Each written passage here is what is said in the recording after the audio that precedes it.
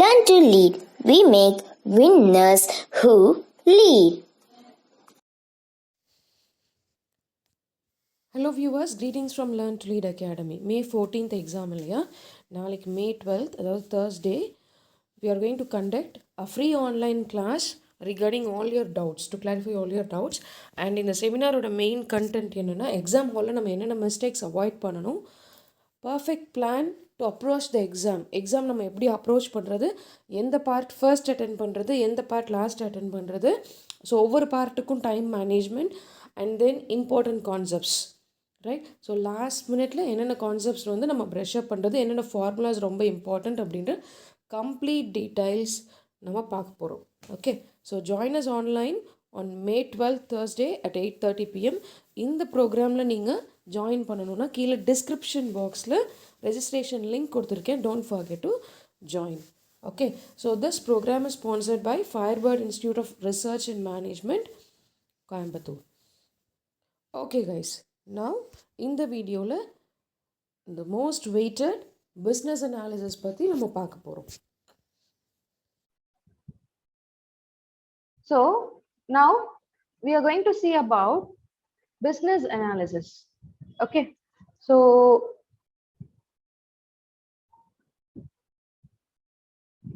yes, in case of business analysis உங்களுக்கு கொடுத்திருக்க கான்செப்டை நீங்க 5 பாராமீட்டர்ஸா பிரிக்கணும். Major objective, major factor, minor factor, major assumption, unimportant issue. Okay, இப்போ மேஜர் அப்ஜெக்டிவ்னா என்ன? மேஜர் அப்ஜெக்டிவ் அப்படின்றது அந்த கோல், அதாவது ஒரு கம்பெனியோட கோல், அவங்க அச்சீவ் பண்ண வேண்டிய கோல் தான் மேஜர் அப்ஜெக்டிவ். ஓகே, இப்போ ஒரு கம்பெனி ரெசெஷன்ல இருக்கு அப்படின்னா அந்த ரெசெஷன்ல இருந்து அந்த கம்பெனியை நான் எப்படி மேல கொண்டு வரது? ஓகே, சோ அது மேல கொண்டு வரதுக்கு நான் என்னென்ன பாராமீட்டர்ஸ் வந்து நான் எடுக்கணும், என்னென்ன டெசிஷன் எடுக்கணும், அது எல்லாமே தான் மேஜர் அப்ஜெக்டிவ். அது மட்டும் இல்ல, இப்ப நான் வந்து என்னுடைய கம்பெனி ஒரு மீடியம் லெவல்ல இருக்கு, நான் இன்னொரு 10 அவுட்லெட்ஸை நான் வந்து கொண்டு வரணும், டெவலப் பண்ணணும் அப்படின்னா சோ அப்போ என்னென்ன பாராமீட்டர்ஸ் நான் வந்து டெவலப்மெண்ட்டுக்கு கன்சிடர் பண்ணணும், அந்த 10 அவுட்லெட்ஸ் கொண்டு வரணும்னு நினைக்கிறேன் இல்லையா, அதுதான் வந்து மேஜர் அப்ஜெக்டிவ். ஓகே, சோ இந்த மேஜர் அப்ஜெக்டிவ் அப்படின்றது உங்களுக்கு கொடுத்திருக்கக்கூடிய பேசேஜ்ல வந்து 2-3 கோல்ஸ் இருக்கலாம். அதாவது ஒரே அப்ஜெக்டிவ் தான் ஒரு பேசேஜ்ல இருக்கணுமா மேம் அப்படின்றது இல்ல, 2-3 அப்ஜெக்டிவ்ஸ், 2-3 கோல்ஸ் கூட அந்த ஆத்தர் வச்சிருக்கலாம். சோ இதுதான் வந்து மேஜர் அப்ஜெக்டிவ். சரிங்களா? நெக்ஸ்ட் மேஜர் ஃபேக்டர், அதாவது உங்களுடைய டெசிஷன், அதாவது இந்த மேஜர் கோல்ஸை இன்ஃப்ளூயன்ஸ் பண்றது, எதெல்லாம் இன்ஃப்ளூயன்ஸ் பண்ணுமோ அதெல்லாம் வந்து நம்ம மேஜர் ஃபேக்டர்ஸா எடுத்துப்போம். இப்போ நான் 10 அவுட்லெட்ஸ் கொண்டு வரணும், ஆனா எனக்கு பினான்சியலா எனக்கு நீட் இருக்கு, that is a major factor. என்கிட்ட பினான்சியலா அந்த அளவுக்கு சப்போர்ட் இல்ல. ஓகே, அந்த கம்பெனி பாத்தீங்க அப்படின்னா they have to go for a loan. So அந்த மாதிரி இருக்குன்னா அந்த லோன் போறது அப்படின்றது ஒரு மேஜர் ஃபேக்டர். ஓகே, என்னுடைய டெசிஷன், நான் வந்து நெக்ஸ்ட் ஸ்டெப் போறதுக்கு, என்னுடைய கம்பெனியை வந்து டெவலப் பண்றதுக்கு, இல்லைன்னா என்னுடைய கம்பெனியை ரெசெஷன்ல இருந்து நான் மீட் எடுக்கிறதுக்கு என்னென்ன ஃபேக்டர்ஸ் எல்லாம் தடங்கலா இருக்கு, எதெல்லாம் தடங்கலா இருக்கு, பெரிய விஷயமா எனக்கு வந்து பெரிய சேலஞ்சிங்கா எனக்கு வந்து எதெல்லாம் வந்து நிக்குதோ அதுதான் மேஜர் ஃபேக்டர்ஸ் அப்படின்னு சொல்லுவோம். ஓகேங்களா? And then minor factors, secondary factors. Okay, next லெவல்ல இருக்கக்கூடிய ஃபேக்டர்ஸ், இது வந்து டைரக்டா என்னுடைய டெசிஷனை அஃபெக்ட் பண்ணாது. ஓகேங்களா? இந்த மைனர் ஃபேக்டர்ஸ் அப்படின்றது டைரக்டா என்னுடைய டெசிஷனை அஃபெக்ட் பண்ணாது, இன்டைரக்டா என்னுடைய டெசிஷனை அஃபெக்ட் பண்ணும். இதுதான் வந்து மைனர் ஃபேக்டர்ஸ். ஓகேவா? ரைட்? மேஜர் ஃபேக்டரோட கம்பேர் பண்றப்போ இது அந்த அளவுக்கு இம்பார்ட்டண்டா இருக்காது minor factors. Then major assumption அப்படின்றது என்ன அப்படின்னா, இது அந்த டெசிஷன் மேக்கரோட personal feelings. Okay, so it is something that the decision maker takes or granted or assumed to be true. அதாவது அந்த டெசிஷன் மேக்கர் அவனுக்குள்ளேயே வந்து அவன் அஸ்யூம் பண்றது தான் வந்து நம்ம என்னன்னு சொல்றோம், மேஜர் அசம்ப்ஷன். அன்இம்பார்ட்டன்ட் இஷ்யூ இது எதுலையுமே வந்து சேராது. ஓகே, இது எதுலையுமே வந்து சேராததான் நம்ம வந்து அன்இம்பார்ட்டன்ட் இஷ்யூஸ்ல நம்ம எடுத்துக்கிறோம். சரிங்களா? I hope you got some idea. இப்போ நெக்ஸ்ட் மேம் மேஜர் அசம்ப்ஷன் மட்டும் இன்னும் கொஞ்சம் தெளிவா சொல்லுங்க. மேஜர் அசம்ப்ஷன் அப்படின்றது ஒண்ணுமே இல்ல, அந்த ஆத்தர் வந்து ஒரு அசம்ப்ஷன் பண்ணிருப்பாரு. அது மேஜர் அசம்ப்ஷன் அப்படின்றது ஆத்தரோட அசம்ப்ஷன். சரிங்களா? Right, it is the authors assumption. Okay, author வந்து இப்படி இருக்கலாமோ அப்படி இருக்கலாமோன்னு சொல்லி அசியூம் பண்றதுதான் நம்ம எந்த கேட்டகரியில பிரிப்போம்? மேஜர் அசம்ப்ஷன் அப்படின்ற கேட்டகரியில பிரிப்போம். சரிங்களா? Right, C and also it has no relevance to the decision. அதாவது அன்இம்பார்ட்டன்ட் இஷ்யூ அப்படின்னா என்னுடைய டெசிஷனை எந்த விதத்திலையும் அஃபெக்ட் பண்ணாது அப்படின்றது தான் அன்இம்பார்ட்டன்ட் இஷ்யூ அப்படின்னு நான் சொல்றேன். சரிங்களா? இப்போ நான் ஆல்ரெடி உங்களுக்கு வந்து பேசேஜ் ஷேர் பண்ணியிருந்தேன், பிடிஎஃப் நான் வந்து டிஸ்கிரிப்ஷன் பாக்ஸ்ல தரேன். ஓகே, அண்ட் இப்போ ஒரு பேசேஜ் நம்ம பார்க்க போறோம். Okay, so the leisure stock on display racks in your neighborhood Pramoksha அப்படின்றது ஒரு company. Okay, and may have started going elsewhere instead. One fine day, you may have even noticed that the shop was shut. What happened was this: Chennai-based value retailer Pramoksha Trading Services neck deep in 600 crore of debt. அதாவது Pramoksha அப்படின்ற company கடன்ல மாட்டிக்கிச்சு. சரிங்களா? So அந்த கம்பெனியோட outlets என்ன, okay, எதனால அந்த கம்பெனி வந்து கடன்ல மாட்டிக்கிச்சு அப்படின்ற கம்ப்ளீட் டீடைல்ஸ் இந்த பேசேஜ்ல கொடுத்திருப்பாங்க. Okay, see, Chennai based value retailer Pramoksha Trading Services neck deep in 600 crore of debt accumulated over the past 3 years, could not pay its vendors as all its earning was going to service the debt. So அவங்களோட வெண்டர்ஸ்க்கு யாருக்குமே அவங்களால வந்து பே பண்ண முடியல. So the past 6 months, it temporarily shut all 1,600 of its outlets in 110 cities. இப்போ நம்ம வந்து ரீசெண்டா வந்து காஃபி டே பார்த்தோம் இல்லையா? ரைட், காஃபி டே கேஸ்ல வந்து லைக் அவருடைய சிஇஓ வந்து நம்ம வந்து சூசைட் பண்ணது, அதுக்கப்புறம் அவங்களுடைய வைஃப் இப்போ வந்து அந்த கட்ஸ் எடுத்து அந்த லைக் அந்த அவுட்லெட்ஸ் எல்லாம் மீட் எடுத்து அந்த டெப்ஸ் எல்லாம் ரீபே பண்ணது, இதெல்லாம் வந்து ஒரு ப்ராக்டிக்கல் எக்ஸாம்பிள். அதே மாதிரிதான் Pramoksha அப்படின்ற ஒரு கம்பெனி இதே மாதிரி டெப்ஸ்ல மாட்டிக்கிச்சு. ஓகேங்களா? So over the past 6 months, it temporarily shut. For the last 6 months, அவங்க என்ன பண்ணிட்டாங்க? அவங்களுடைய 1,600 outlets வந்து க்ளோஸ் பண்ணிட்டாங்க 110 cities-ல. Yet till recently, Pramoksha's managing director and promoter R. Subramanian was thinking of expansion. I'll add another 2 million square feet by the end of the fourth quarter of 2009. He had told BW in December 2008. Still, அவருடைய company ரெசெஷன்ல இருந்தாலும் he is thinking of the expansion. அவர் வந்து அந்த company எப்படி expand பண்ணலாம் அப்படின்னு சொல்லி யோசிச்சுட்டு இருக்காங்க. A move that would have raised his store count to 2,200 for an addition of 1,000 crore. 1,000 crore our invest பண்ணா 2,200 ஸ்டோர் கவுண்ட் வந்து இன்க்ரீஸ் ஆகும். அதாவது ஆல்ரெடி இருந்ததை விட இப்போ ஸ்டோர்ஸ் அவுட்லெட்ஸோட கவுண்ட் வந்து 2,200 இன்க்ரீஸ் ஆகும். Today, the company is on the threshold of a closure. It has no money to run its operations. Its senior staff are deserting. Many of its stores have reportedly been looted. And the government may initiate an independent audit of accounts in the instance of ICICI Ventures, the second largest shareholders with 23% stake. So,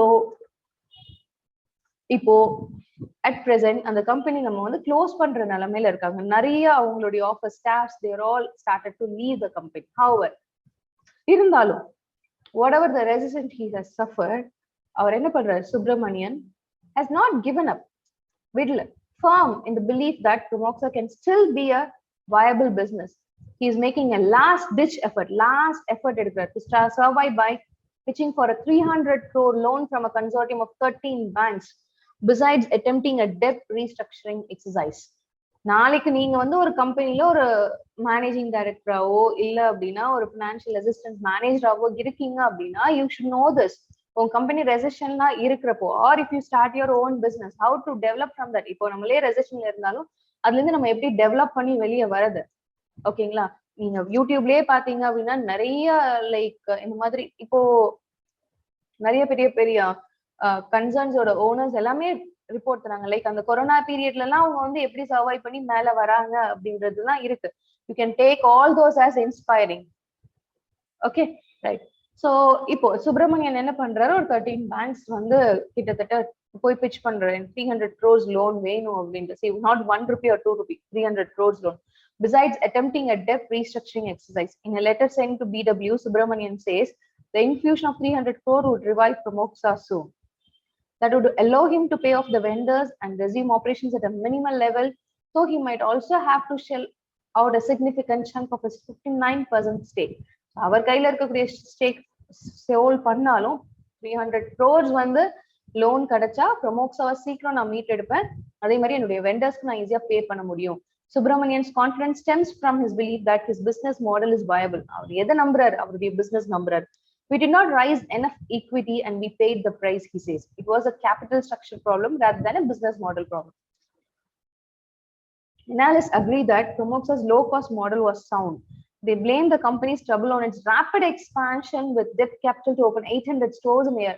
அதாவது அவங்க என்ன சொல்றாங்க, அவங்களுடைய model, அவருடைய எல்லாமே, அவருடைய product எல்லாமே valid தான், பட் ஆனா ஒரு வருஷத்துல அவர் 800 ஸ்டோர்ஸ் ஓபன் பண்ணதான் தப்பு அப்படின்ற மாதிரி அவங்க எடுத்துட்டு போறாங்க. Okay, although the same store sales was high, were as high as 12,500 square feet during the first few months of 2008, the debt taken on a number of new stores and financial crisis put pay to Promoxa's exuberance. The industry average for stores of 2,000 square feet to break even in 5,000 per square feet, and analysts say that Promoxa's new store never achieved break even levels. அதாவது எந்த store open பண்ணாலும் ஒரு மினிமலா வந்து இப்போ நார்மலா ஒரு example நான் இதுக்கு சொன்னேன் அப்படின்னா, இப்போ பேங்கே இருக்குன்னு வச்சுக்கோங்களேன், எல்லா இடத்துலயும் இப்போ வந்து வில்லேஜ் லெவல்ல கூட பேங்க் வந்து ஓப்பன் ஆயிடுச்சு இல்லையா. இப்போ பேங்க் வந்து ஒரு பிரான்ச் வந்து இப்போ கேவிபி ஒரு வில்லேஜ்ல போய் ஒரு பேங்க் ஓபன் பண்றான் அப்படின்னா, அந்த பேங்க்குக்கு வந்து அந்த ஏரியால இவ்வளவு particular minimum amount, like minimum transaction இருக்கணும், அதே மாதிரி மினிமம் அக்கௌண்ட் ஹோல்டர்ஸ் இருக்கணும், அவங்க எல்லாத்துக்குமே ஒரு கன்சர்ன் இருக்கும். இப்போ ஒரு பீட்டர் இங்கிலாந்து வந்து ஒரு ரூரல் ஏரியால ஓபன் பண்றான் அப்படின்னா மந்த்லி வந்து இவ்வளோ டர்ன் ஓவர், அதாவது மினிமமா இந்த ப்ராடக்ட்ஸ் வெளியே போயிருக்கும் அப்படின்னு சொல்லி அவங்க வந்து பேஸ் ப்ராடக்ட் லெவல் அவங்க வச்சிருப்பாங்க, ஸ்டேஜ் பை ஸ்டேஜ் அந்த ஏரியாக்கு ஏத்த மாதிரி வச்சிருப்பாங்க. ஓகே, அதை அச்சீவ் பண்ணா மட்டும்தான் அந்த அவுட்லெட்ஸ் வந்து அந்த ஏரியால வந்து க்ரோ ஆகும். இனி branded outlets we see so far வந்து எல்லா இடத்துலயும் வந்து ரூரல் ஏரியான்னு இல்லை, எல்லா நார்மல் இப்போ செகண்ட் லெவல் சிட்டிஸ்ல எல்லா இடத்துலயும் பாத்தீங்க அப்படின்னா Peter England showrooms and then நிறைய இந்த ரிலையன்ஸ் அவுட்லெட் எல்லாமே இப்போ ஃபேமஸ் ஆயிடுச்சு இல்லைங்களா, right? They will have their break level. அதே மாதிரி தான் இப்போ ப்ரொமோக்ஸா. Okay, the desire to expand all breakneck speed is not typical of Promoxa alone. All retailers have read the Indian market wrong, says Devang Sudutta, Furans Retail Consultancy, Third Eyesight Inc. There was no prudence between what the real consumer demand was and the number of stores opened. Mishra, partner of retail and consumer product practice at Ernst & Young, says retailers have spread themselves too thin to benefit from scale. The 300 crore and the restructuring may help Promoxa revive, but only if it closes at least 40% of these stores. அதாவது அவங்க என்ன சொல்ல வராங்கன்னா, இது எல்லாமே வந்து நார்மலா இருக்கக்கூடிய ஒரு ப்ராப்ளம் தான். 300 crore நம்ம லோன் அவங்களுக்கு சாங்ஷன் ஆனா ஓகே, ப்ரொமோக்ஸா வந்து திரும்ப வந்து ரீஸ்ட்ரக்சர் பண்ணி மேல வர முடியும், but only if it closes at least 40% of it stores. So minimum அவங்களுடைய 40% ஸ்டோர்ஸ் வந்து அவங்க க்ளோஸ் பண்ணணும். That may keep it afloat, but would be disastrous for a company that fundamentally offers low prices and relies heavily on high volumes for better discounts from consumer sides. Okay. Right. So இப்போ ப்ரொமோக்ஸா அப்படின்ற company இப்போ ரெசெஷன்ல இருக்கு. ரெசெஷன்ல இருந்ததுக்கு என்னென்ன காரணங்கள்லாம் சொல்லிட்டாங்க. 1 yearல பாத்தீங்கன்னா ஒரு 800 outlets அவங்க ஓபன் பண்ணிட்டாங்க. இப்போ அதை வந்து வெளியே அவர் எடுத்துட்டு வரணும் அப்படின்னா அதோடைய ஓனர் சுப்பிரமணியன் அப்படின்றவர் is telling that he is pitching 13 banks. ஓகேங்களா, 300 crores loan. ஸோ எல்லாருமே வந்து ஃபினான்ஷியல் அனாலிஸ்ட் அவங்கவுங்க சைடுக்கு வந்து பாத்தீங்க அப்படின்னா they are giving their own suggestion. இப்போ எல்லாருமே வந்து இப்போ ஒரு ப்ராப்ளம் வந்து நம்ம மேஜரா ஃபேஸ் பண்ணாலே நம்ம சைட்ல என்ன நடக்கும், ஒரு இப்பெல்லாம் வந்து பாத்தீங்கன்னா ஒரு பட்டிமன்றம் வச்சிடறாங்க, என்ன நடந்தாலும் சரி டிவி சேனல்ஸ். அதே மாதிரிதான் retailers, sorry not retailers, like financial அனாலிஸ்ட்லாம் அவங்களுடைய ரிவ்யூ சொல்லியிருக்காங்க. சரிங்களா, directions. A major objective in making the decision, அதாவது மேஜர் அப்ஜெக்டிவ் அப்படின்னா மெயின் டெசிஷன் என்ன? ஓகே, அதாவது டெசிஷன் மேக். இப்போ இங்க ஆத்தர் அப்படின்றது சுப்பிரமணியம், அதாவது owner of ப்ரொமோக்ஸா.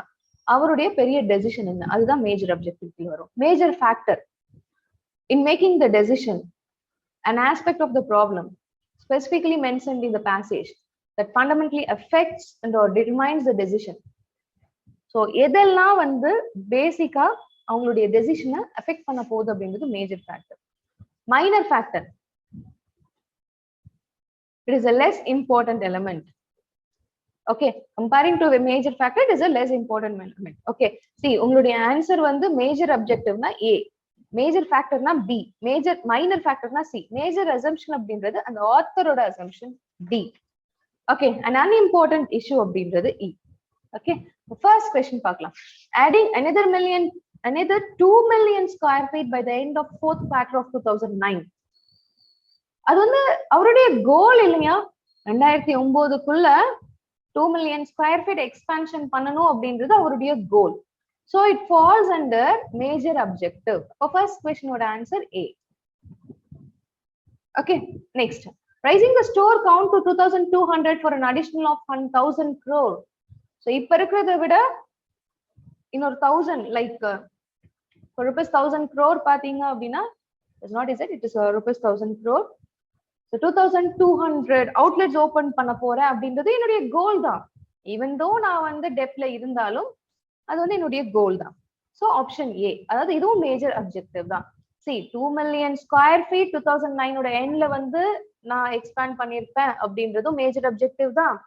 Raising the store count to 2200 for an additional of 1000 crore, அதுவும் மேஜர் அப்ஜெக்டிவ் தான். Okay, option A. Then debt of 600 crore due by Promoxa. அவருக்கு எவ்வளவு கடன் இருக்கு? 600 crore due அவருடைய கடன் இல்லையா? இப்போ நெக்ஸ்ட் என்னுடைய எக்ஸ்பான்ஷன் அஃபெக்ட் பண்ணுது இல்லையா?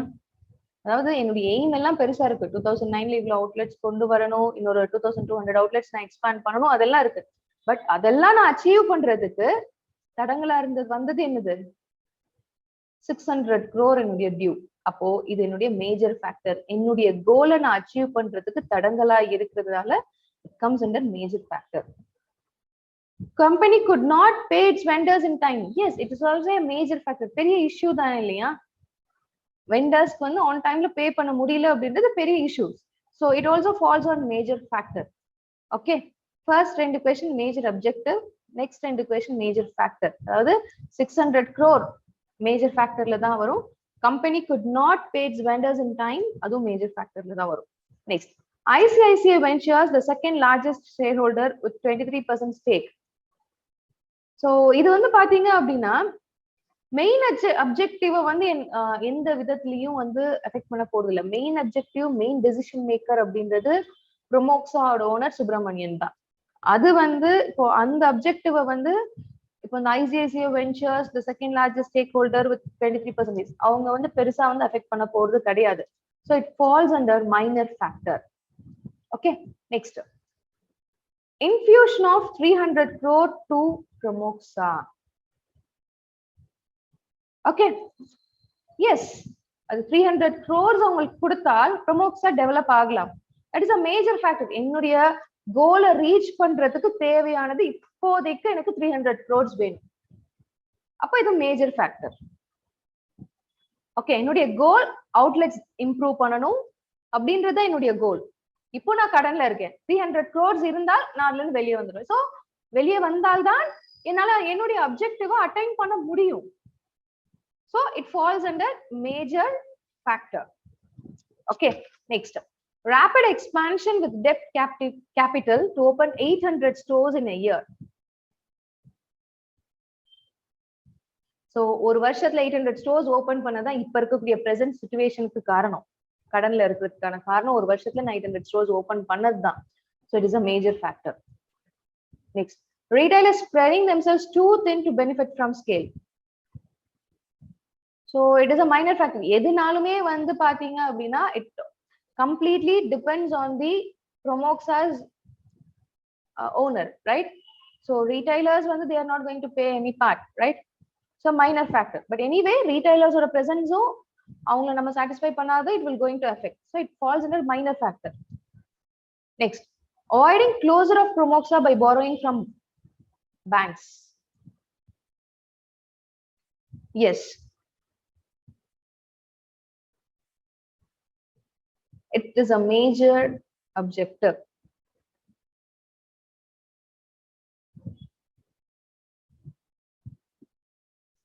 Okay.